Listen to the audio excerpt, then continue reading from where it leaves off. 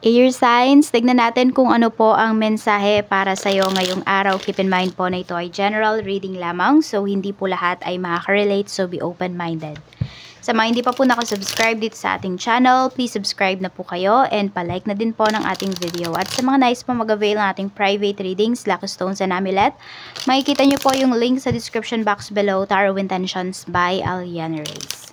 Okay, tignan natin kung ano po yung mensahe para sa'yo. Mensahe natin, Spirit Guide for Air Signs. Happy birthday, Aquarius. Still, ayan, sabi ko nga, hanggang Feb 18 yung birthday season ninyo. Tignan natin, we have inseparable. Ayan, magkalayo, magkalapit man kayo ng person mo, is wala talagang makakasira sa inyong relationship. You love each other. Or hindi lang yan pagdating sa love life. Pwede rin po na pagdating yan sa inyong mga other relationships. Okay? Family, ano pa, friendship, mga ganyan. Ayan, nasa na ba tayo? Ayun nga po, kahit matagal kayo hindi nag-uusap ng friends mo, you know na friends pa rin kayo. Tingnan natin, nandun pa rin yung love. Tingnan natin. Pagdating sa pamilya, sa bahay, tignan po natin kung kamusta naman ngayong araw. Spirit Guide, we have Wheel of Fortune. So maganda yung energy pagdating sa bahay. Ang daming blessings na papasok, air signs, ngayong araw na ito. So pwede rin kasi mga positive yung mga tao na kasama mo sa bahay ngayon. Kaya maganda talaga yung flow ng money para sa inyo. And pwedeng may bibisita din ngayong araw. Ayan. Or some of you naman, paulit-ulit lang yung ginagawa ninyo everyday, but you're happy, no? Happy kayo sa mga ginagawa ninyo.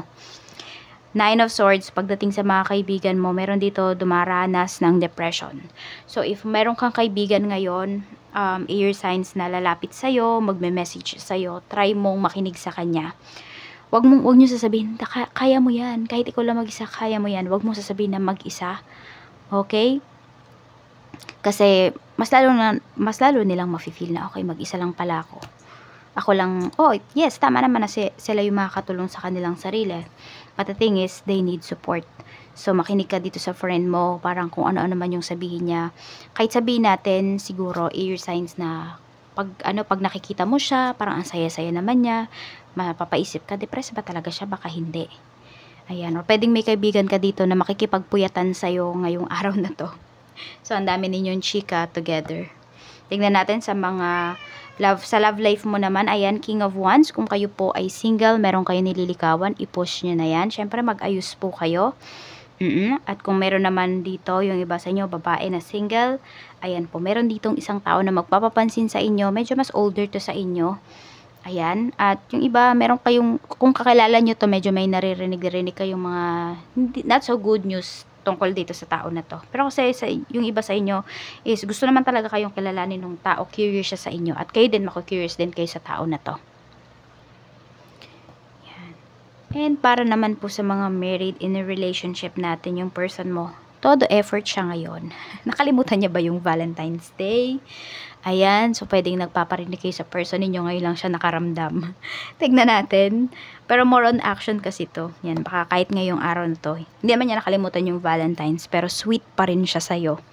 Tignan natin, pagdating sa money, yung money mo dito growing talaga siya. So alam mo, kung sabi ko nga, yung mga tao sa paligid mo ngayon, air signs, is good energies yung binibigay nila sa'yo. Ayan o. And marami sa inyo, kahit air signs, yung money ninyo is pataas talaga siya. Your feet is still on the ground. Ibig sabihin, nandoon pa rin talaga na very humble kayo. Tsaka nakikita ko sa inyo dito, goal-oriented kayo. Kaya hindi talaga malabo na growing yung money po ninyo. Check natin sa career mo, kamusta naman. We have 2 of Cups. Pagdating sa career, kailangan ng iba sa inyo, backer. Kailangan ng iba sa inyo is connection.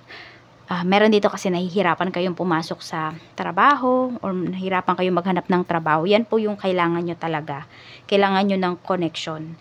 So, mag-build kayo ng connection. Magagamit nyo yan, air signs. Sabihin natin, kung hindi nyo man magamit ngayon, soon, yung mga connections ninyo, mga new connections na mabubuo ninyo, magagamit nyo yan in the near future.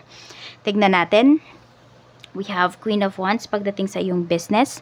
Sa business mo, kailangan mo talaga yung iba sa inyo, kailangan niya talaga nag-aayos, or ayan, kailangan yung aura ninyo, yung charisma ninyo. Yung charisma nyo naman nandiyan talaga, air signs, lalo na kung nagbe-business kayo.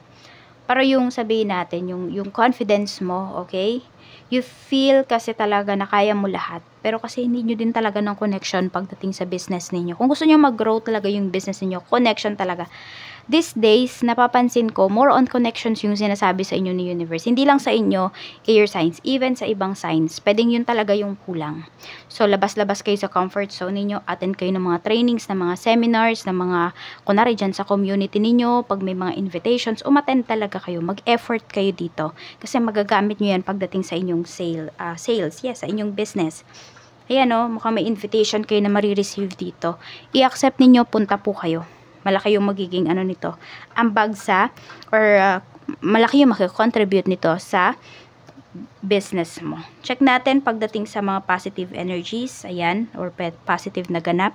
Queen of Pentacles, ang ganda ng pera mo. Kasi nga nandoon talaga na you're very practical, at saka paggagastos ka ngayon, air signs, or may mga expenses ka, you are happy. Ayan, happy ka na gumagastos ngayon. Hindi naman kasi sobra-sobra. Control mo pa rin yung pera mo.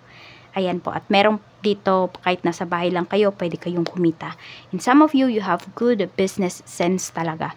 Kaya kung meron kayong mga naiisip na business at you have the money, you have the guts, you have the confidence, mag-start na kayo. At we have naman death card. So may mga pagbabago sa life mo. Okay, in terms to sa pag-travel ninyo, pwedeng meron dito, pwede kasing positive, pwedeng negative to sa inyo. So, yung iba kung nasa vacation kayo, pwedeng ma-delay pa yung alis ninyo. Yung iba naman na kung na rin nasa vacation din kayo, pwede po na mapaaga naman yung alis ninyo. Ganyan, no? So, pasensya na kayo, busog itong batang to. Okay, so parang ganun yung nangyayari kasi dito, or yung pinapakita sa atin. Sadali, nako, umakyat sa kung saan. Yan po.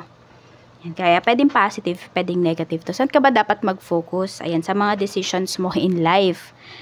O yan o, ang dami-dami kasing offer sa'yo, ang dami-daming mga sitwasyon sa buhay mo, air signs. Pwedeng hindi ka sigurado sa mga ginagawa mo.